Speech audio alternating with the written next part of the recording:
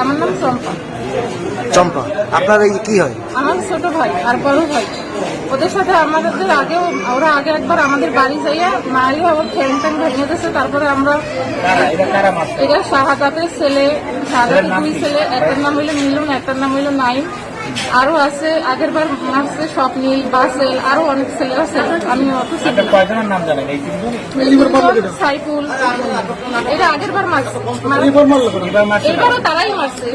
কি নিয়ে বলছে বলেন আপনি? তো ওই নিয়ে আর কি দ্বন্দ্ব। তো দেখলে পিচকারি মারে, হ্যাঁ ওই মারামারি নিয়ে ওদের সাথে দ্বন্দ্ব। তারপরে প্রত্যেকবার মানে ওই ছেলে যদি যায়, আমারও কয়েকবার চাইনিজ ফুড ওর হাতে থাকে, তো আমরা দেখলেই বলে এটা একটু ধার দেওয়া লাগবে, কারে যে কোপ টোপ দিন এরকমই করে। আর আমরা ওই সাদাটা ছেলে ওই নাই আর বড় ছেলে, তারপরে ওই সাদা সবসময় হুমকি দুমকি দিতে চায়। তারপর একবার নাইটা পা ভেঙে গেছে, মারার পরে ও বসে হয়েছে মসজিদের পাশে, তার পা ভালোই গেছে। তারপরে ও আবার কি করছে এই নিয়ে মানে দ্বন্দ্বে ওকে তর্কাতর্কির ভিতরে মানে হাতাহাতি হয়েছে আজকে দুপুরে। ওই নিয়ে আগে গেছে, হাতাহাতি হয়েছে আজকে দুপুরে। তারপরে মনে হয় হাতাহাতি হওয়ার মনে হয় 20 মিনিট পরে মানুষজন নিয়ে বাসায় একবার আইসে, আইয়া ওগরে মাইরে টেরে গেছে। সেই সময় আর কি লাঠি টাঠি নিয়ে আইসে।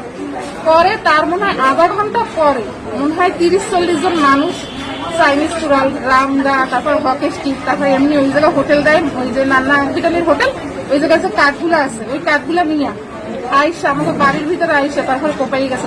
কোপাইতে রাস্তায় গেছে, একদম এই পাশে একদম আরেক পাশে, দুইজনে দুই পাশে নিয়ে তারপরে কোপাইছে। সামনের নেতৃত্ব কে ছিল? সাদাতে দুই ছেলে, দোনো ছেলের হাতে অস্ত্র।